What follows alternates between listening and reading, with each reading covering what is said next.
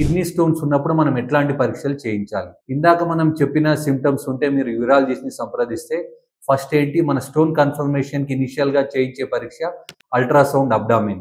దీనిలో స్టోన్ ఎక్కడ ఉంది? దాని సైజ్ ఎంత? స్టోన్ కిడ్నీలో ఉందా? యూరినరీ బ్లాడర్‌లో ఉందా?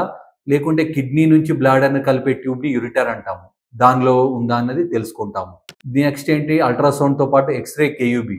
రాయి 80% రాళ్ళు అనేటివి మనకి ఎక్స్‌రేలో కనబడతాయి. ఆ రాయి ఎక్స్‌రేలో కనబడుతుందా లేదా? ఎందుకంటే మనం చేసే చికిత్స పద్ధతి ఈ పరీక్షల మీద ఆధారపడి ఉంటది.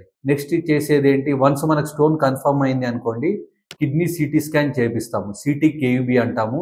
దీన్ని బట్టి మనం ఎగ్జాక్ట్ ఎలాంటి పద్ధతిలో స్టోన్‌ని కంప్లీట్ క్లియర్ చేసుకోవచ్చు అన్నది నిర్ణయం తీసుకోవాల్సి ఉంటది. ఈ 3 రేడియాలజికల్ పరీక్షల తర్వాత కిడ్నీ పనితీరు తెలుసుకోవడానికి సీరం క్రియాటిన్ అనే రక్త పరీక్ష, కిడ్నీ స్టోన్ వల్ల రక్తంలో ఇన్ఫెక్షన్ ఉందా తెలుసుకోవడానికి సిబిపి అనే పరీక్షతో పాటు రొటీన్ బ్లడ్ ఇన్వెస్టిగేషన్లు చేపిస్తాము.